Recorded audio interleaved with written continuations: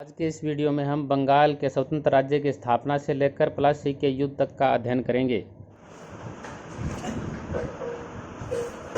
बंगाल बंगाल के बारे में पढ़ेंगे। देखो 1700 के अंदर 1701 की हम बात करें, इस समय मुगल बादशाह था, वो कौन था? औरंगजेब था ना। और एक व्यक्ति है मुर्शीद कुली। औरंगजेब इसे बंगाल का सूबेदार बना के भेजता है कि जी आप वहां पर जाइए और वहां से शासन का संचालन कीजिए, है ना। अगर हम मानचित्र की बात करें तो देखो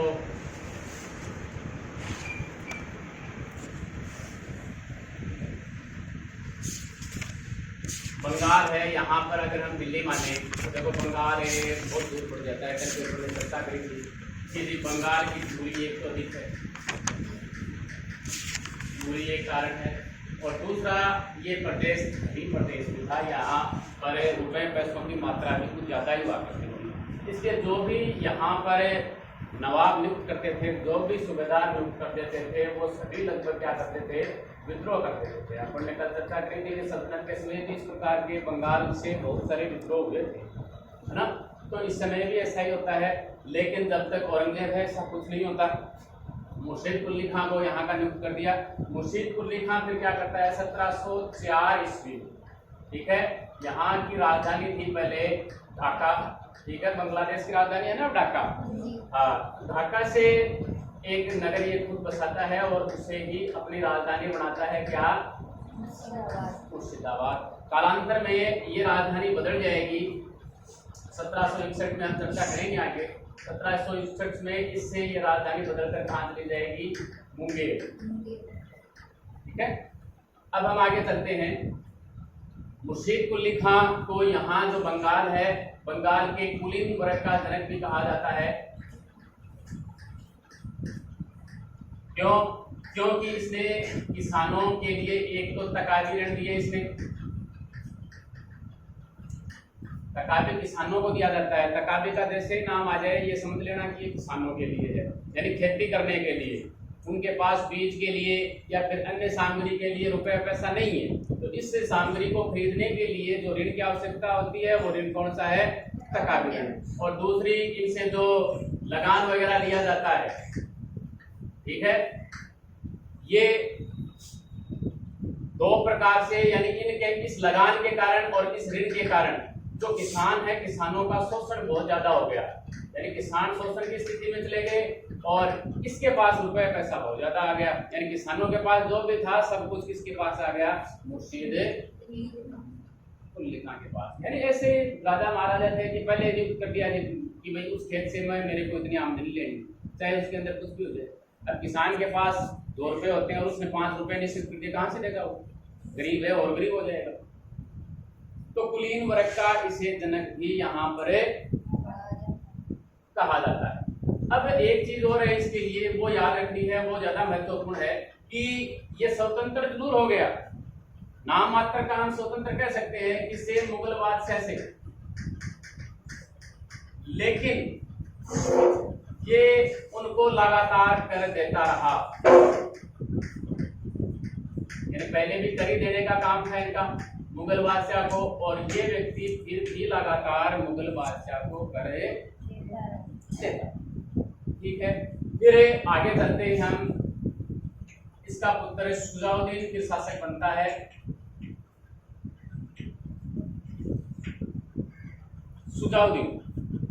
शुजाउद्दीन के समय देखो 3-4 व्यक्ति आएंगे।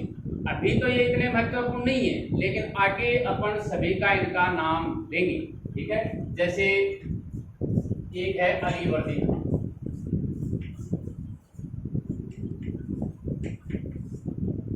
आलमचंद,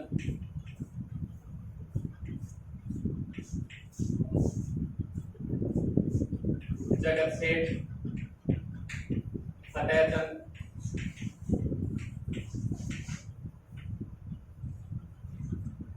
राय रायन दुर्लभ,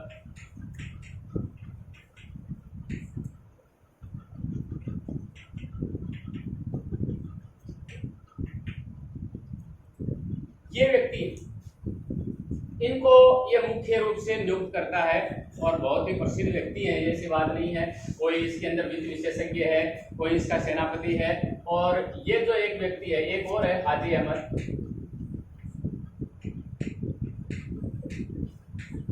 अलीवर्दी खान को ये बिहार का नायब नाजिम नियुक्त करता है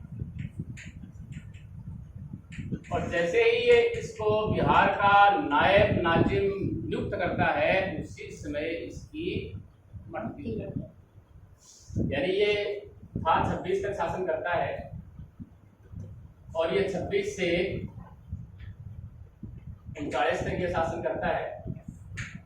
यानी 1739 में से नायब नाजिम नियुक्त करता है और उसी समय इसकी मृत्यु है। फिर इसका पुत्र बनता है सरफराज। ये व्यक्ति प्रशासनिक दृष्टि से अयोग्य था और जो भी इसके दरबारी थे उनको ये पसंद नहीं कर पाया। और ये जो व्यक्ति है अलीवर्दी खां, यहाँ देखो इसे थोड़ी शक्ति मिल गई है, इसलिए यहाँ पर ये विद्रोह की स्थिति में पहुंच जाता है। ठीक है, यानी एक युद्ध होता है इसके बीच में, यानी सरफराज और दूसरा कौन सा है, अलीवर्दी खां। और उस युद्ध का नाम है गिरिया का युद्ध। और इस युद्ध में सरफराज अपना शासन भी खो देता है और अपना यानी हत्या कर दी जाती है। शरीर का मतलब मैंने ऐसे लिख दिया, लेकिन मारा जाता है, यानी शासन भी गया इसका हाथ से और स्वयं भी गए। अब अगला कौन बन जाता है जी, कौन बनेगा, अलीवर्दी खां। ये 1739 से 40। ठीक है, अब हम बात करते हैं अलीवर्दी खां।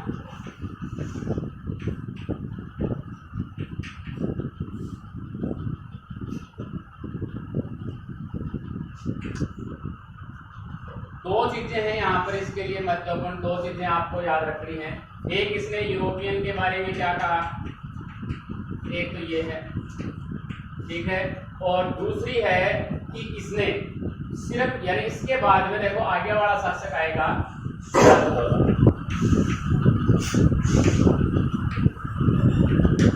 सिराजुद्दौला से पहले, ठीक है, यानी इससे लिख देता हूं मैं, इससे पहले सिर्फ इसी ने अंग्रेजों और दूसरे कौन से थे, फ्रांसीसियों की किलेबंदी पर रोक लगाई थी। कहाँ, बंगाल।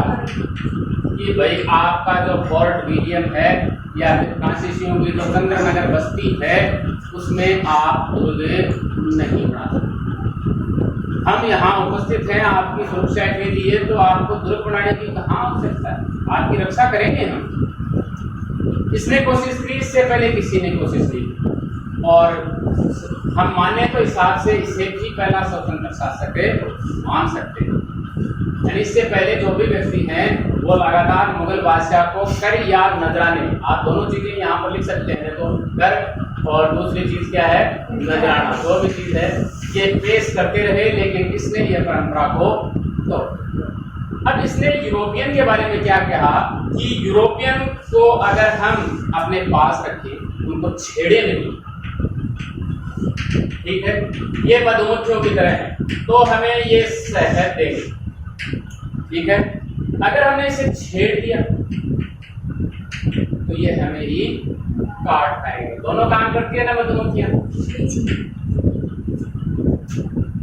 ये चीजें हैं किसके बारे में, अलीवर्दी खां के बारे में। ये तो इनका संक्षिप्त इतिहास है। सिराजुद्दौला 1756 से, देखो इसके समय अगर हम बंगाल की बात करें तो बंगाल मुर्शिद कुली खां के बाद में सुजाउद्दीन, सरफराज, जो भी इसके बाद में अलीवर्दी खां जो भी हैं, इनके कारण बंगाल है वो और भी धनी हो जाता है। जिसे भारत का कश्मीर तक कहा जाने लगा उस समय कि जी बहुत अधिक संपदा है यहाँ पर। लेकिन जब ये आता है, ये व्यक्ति जब आता है तो इसके समय कई समस्याओं का इसे सामना करना पड़ता है। अलीवर्दी खां, पहली बात है, अलीवर्दी खां इसे अपना उत्तराधिकारी नियुक्त कर देता है। ये इसे उत्तराधिकारी नियुक्त करता है तो 3-4 और हैं जो उत्तराधिकारी की लाइन में थे, लेकिन उनको नेगलेक्ट करके किसको कर दिया जी? सिराजुद्दौला को। एक तो थी जैसे पूर्णिया का जागीरदार था शौकत जंग,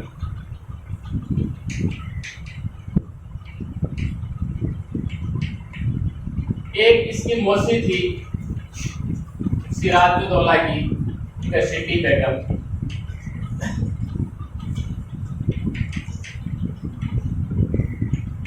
एक आगे आएगा बहुत ही चर्चित नाम मीर जाफर। ये नहीं चाहते थे कि सिराजुद्दौला शासक, इन सभी को ये कैसे लाइन में लगाता है। उससे पहले एक व्यक्ति और मैं आपको बताता हूं, जीन लो।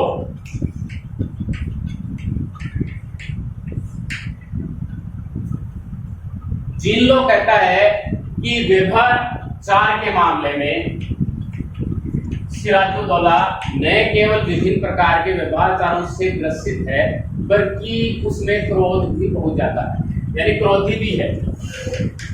हर कोई सिराजुद्दौला के नाम से कांपता, इतना क्रोधी व्यक्ति है। जीन लो कहता है इसके बारे में कि विभिन्न प्रकार के व्यभिचार तो थे ही, इसको छोड़ भी दें तो ये बहुत ज्यादा क्रोधी है और हर कोई इसके नाम से यहाँ पर इस समय काम कर रहा है। इसने जो निर्णय ले लिया ले। अब हम इनके बारे में, शौकत जंग, उससे पहले देखो कशीटी बेगम है, इसे इसने बंदी बना लिया, बंदी बना लिया इसी कहानी को, ठीक है। शौकत जंग को ये एक युद्ध होता है, देखो ये 10 अप्रैल 1756 को ये शासक बनता है, ठीक है। और अक्टूबर 1756 में एक युद्ध होता है मणिहारी का, ठीक है। हम सिराजुद्दौला की बात करते हैं तो आप समझ जाओ कि किसके साथ में युद्ध है। और इस युद्ध में इस व्यक्ति की, इतना से समझ जाते हो आप, है ना, हत्या कर दी जाती है, इसका काम खत्म हो जाता है। राजवल्लभ ये जीवित रहते हैं। ये षड्यंत्र में करता क्या है, ये पहले सेनापति रहता है और इसे सेनापति से ये रखेगा क्या, ये नहीं रखेगा, हटा देता है इसे। और एक व्यक्ति है मीर मदान, और इसकी जगह मीर मदान को सेनापति बना देता है, ठीक है। राजवल्लभ, अब ये क्या करता है, एक व्यक्ति और है मोहनलाल, हिंदू कश्मीरी व्यक्ति था ये, इसे ये इतना अधिकार दे देता है कि ये राजवल्लभ है, या फिर अपन ने ये यहाँ बात करी थी कि राय रायान दुर्लभ है, जगत सेठ है, ये सभी इसके अधीनस्थ हो जाते हैं। तो मोहनलाल प्रधानमंत्री जैसा व्यवहार करने लग जाता है।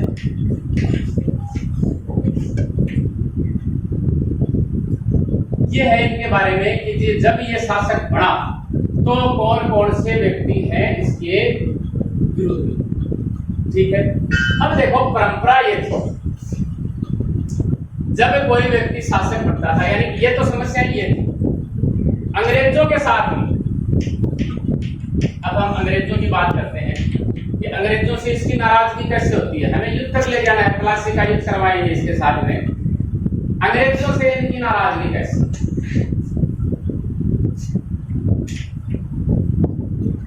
तो जैसे ही देखो कोई व्यक्ति अगर शासक बनता है, ठीक है, शासक बनता है तो जो भी महत्वपूर्ण व्यक्ति होते हैं वहां पर उस समय, तो उनको शासक के यहाँ पर उपस्थिति देनी पड़ती थी, ठीक है। उपस्थित उन्हें होना पड़ता था और उन्हें कुछ उपहार भी देना पड़ता है,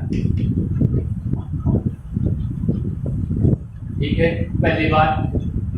लेकिन अंग्रेज न तो यहाँ उपस्थित हुए और न ही उन्हें उपहार वगैरह कुछ भेजा, तो इस चीज से ये नाराज होना लाजिम था, इसका ये नाराज हो गया। दूसरी बात कि इसने कहा कि आपको किलेबंदी नहीं करनी।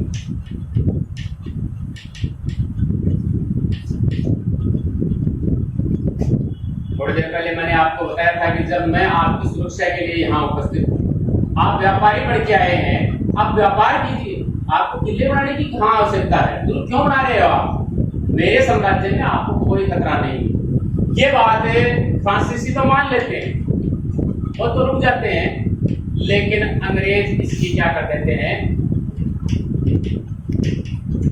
अवहेलना करते हैं। और ये इनका जो दुर्ग था फोर्ट विलियम, वहां पर ये इनकी दुर्गबंदी जारी। और तीसरी, ये अवहेलना करते हैं इसकी सिराज की, किसके रूप में? यानी इसके जो विरोधी थे उनके साथ षड्यंत्र में ये शामिल हो जाते हैं। विरोधियों की अपन चर्चा कर चुके हैं। ये पॉइंट हो जाता है कि जो भी विरोधी हैं उनके साथ में मिलकर ये षड्यंत्र करने लगता है। अगली बात, इनके पास एक बस्ती थी या फैक्ट्री थी कासिम बाजार।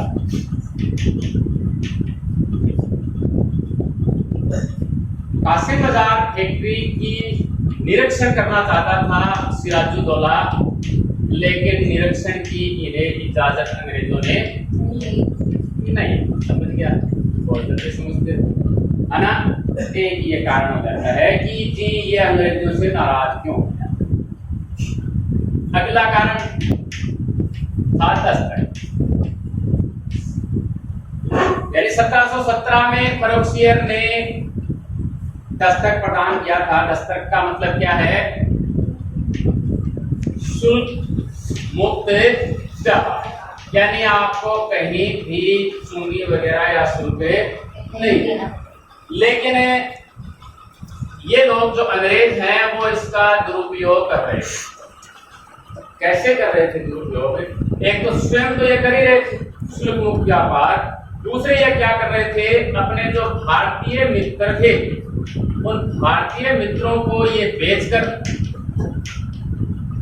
आते पैसों में या जितने भी इनको फायदा ही है, लेकिन घाटा किसे हो रहा है?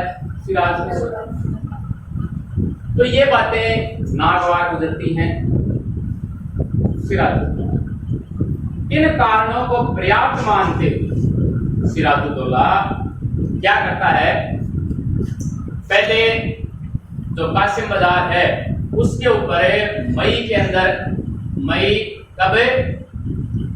1756 में अधिकार कर लेता है। स्वयं नहीं जाता है, अपने सैनिकों को वहां भेजता है और कासिम बाजार फैक्ट्री पर फिर इसके थोड़े समय बाद ही, मई कहे या मई जून, ये कलकत्ता पर स्वयं चढ़ाई कर देता। यानी इनका जो फोर्ट विलियम है स्वयं कौन? सिराज। यहां पर कहते हैं हॉलवेल, एक नाम जनरल बेक, स्वयं हॉलवेल वहां पर रहते हैं। सिराजुद्दौला यहां पर आक्रमण कर देते हैं। तो यहां देखो, जो उड़ीसा बिहार, यानी पहले बंगाल के अंदर उड़ीसा भी हुआ करता था, बंगाल भी हुआ करता था, बिहार भी हुआ करता था और बांग्लादेश भी हुआ करता था। यहाँ पर एक द्वीप है उल्टा द्वीप।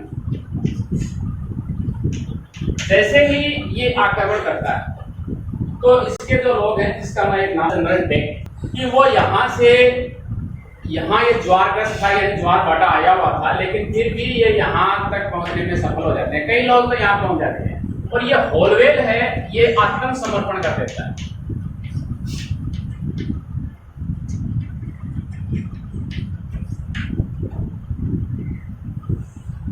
आत्मसमर्पण कर दिया इसने। तो इसने क्या किया? ये बात है 20 जून 1700। 20 जून देखो, हमने विश्व के इतिहास में भी देखा फ्रांसिस क्रांति के समय 20 जून क्या पेरिस कोर्ट की शपथ थी। 20 जून 1789, वहां भी दिनों में चला है। यहाँ तो भारत में तो इतने दिन वाली बात है नहीं। 20 जून 1756 को हॉलवेल ने आत्मसमर्पण कर दिया। तो हॉलवेल और इसके कुछ साथियों एक 18/10 इंटू 14 इस आकार का कमरा था, यानी ये लंबाई है इसकी और ये चौड़ाई है, इस चौड़ाई का एक कमरा था और हॉलवेल और उसके 146 यानी 146 व्यक्तियों को इस कमरे में सिराजुद्दौला ने बंद कर दिया। कहते हैं जब 21 जून को ये बाहर इनको खोला गया तो सिर्फ 23 व्यक्ति ही यहाँ पर जीवित रहते हैं। आपकी किताब में कई जगह पे 21 व्यक्ति थी, 23 व्यक्ति दूसरे दिन जीवित बचते हैं। और उन जीवित बचने वालों में कौन था जी? लेकिन कहते हैं ये जो कहानी है ये एक प्रकार की कहानी है और कहानी क्या होती है? काल्पनिक होती है। क्यों? क्योंकि इतना बड़ा कमरा है 10 बाई 18 सॉरी 18 बाई 10, हाँ जो भी है, अगर हम इसके बारे में देखें तो इतने बड़े कमरे में इतने लोग नहीं आ सकते। लेकिन ये चाहता था हॉलवेल कि जो भी अंग्रेज घाट में हैं वो भी इस घटना को अपमान के रूप में लें और यहाँ आकर हमारी सहायता करें ताकि हम सिराजुद्दौला को यहाँ से हटाने में कामयाब हो। ठीक है, ये ऐसा होता है, ये हॉलवेल, इसे कहते हैं ब्लैक हॉल ट्रेजेडी।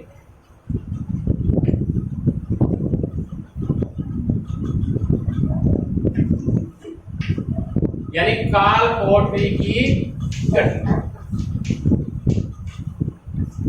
त्रासदी या घटना आप जो भी कहें आपकी ये जो था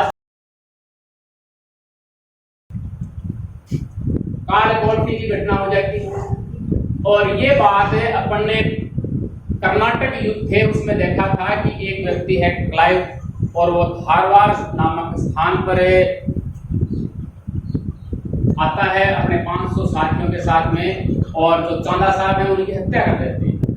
तो वो उस समय मद्रास का गवर्नर था, मद्रास का गवर्नर उसे बना दिया, लेकिन अब सहायता के लिए यहाँ बुला लिया जाता है कि आपकी सहायता के लिए आप यहाँ आए। और यहाँ का उस समय प्रधान सेनापति था वाटसन। तो क्लाइव और वाटसन, क्लाइव आप जान गए कौन है, वाटसन आप समझ गए कौन है, समझ गए ना? ये दोनों आते हैं और ये जो व्यक्ति आपको मैंने ये बताए हैं, इसमें आलमचंद है, माणिकचंद है और व्यक्ति इसमें शामिल हो जाते हैं।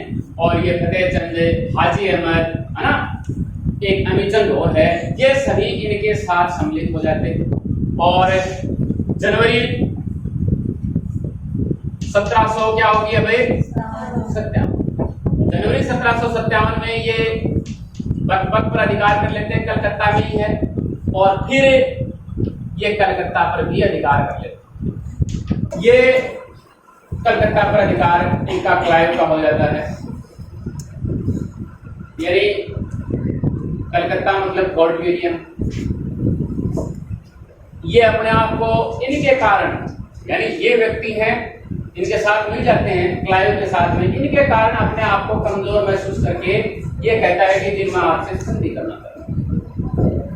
तो इनके बीच में संधि होती है अली नगर की संधि, कलकत्ता को कहते हैं।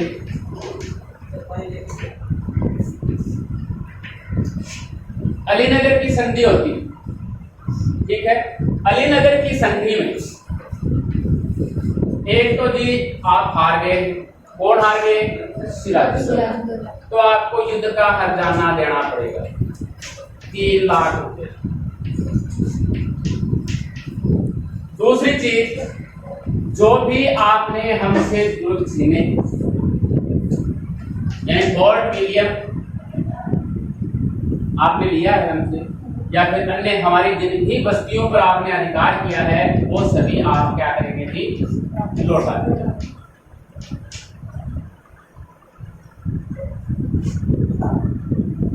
इसके अलावा इससे पहले अगर हम सिक्कों की बात करें तो सिक्कों के लिए सिर्फ टकसाल कहाँ की? बंबई में। यहां पर हम टकसाल स्थापित करेंगे, यानी पकड़ में आ गया ना, कमजोरी साबित हो गई सिराजुद्दौला की, तो पूरा फायदा उठाएंगे उसका।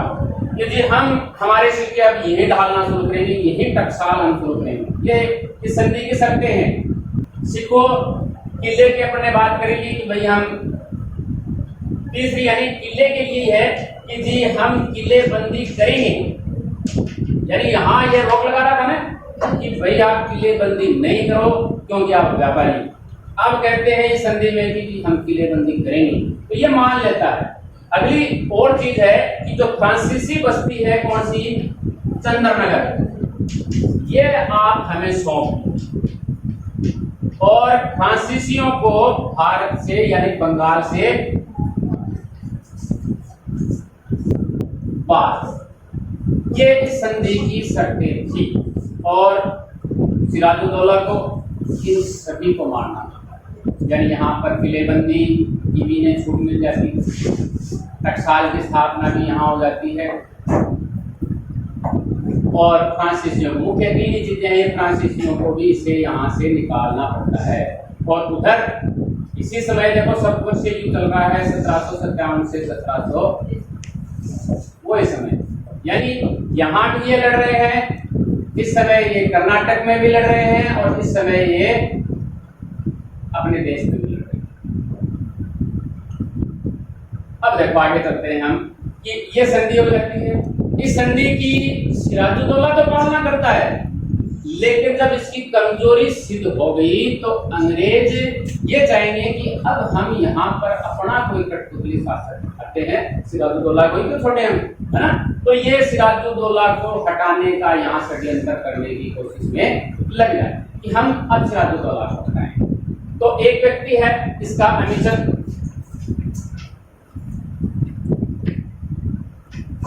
और वाटसन अपन ने देखा है ना, इन दोनों में एक गुप्त समझौता होता है, और इस गुप्त समझौते के तहत इसके तहत क्या होता है कि हम सिराजुद्दौला को तो हटाएंगे, ठीक है, हटाना हमें किसे है, सिराज लिख देता हूं मैं, और मीर जाफर को हम यहाँ का नवाब बना देंगे, ठीक है। आप हमें युद्ध में सहायता कीजिए, यानी मीर जाफर युद्ध में सहायता क्यों करे, क्योंकि हम आपको नवाब बना देंगे। और जो व्यक्ति हैं जैसे रायरायन दुर्लभ है ना, फतेह जगत सेठ है, इनको पैसे का लालच दे दिया कि आपको हम रुपए पैसे देंगे तो आप हमारी सहायता कीजिए। ये व्यक्ति इसके साथ में होते हैं। हम अब इसमें बंगाल राज्य के अगले वीडियो के अंतर्गत हम प्लासी और बक्सर के युद्ध का अध्ययन करेंगे।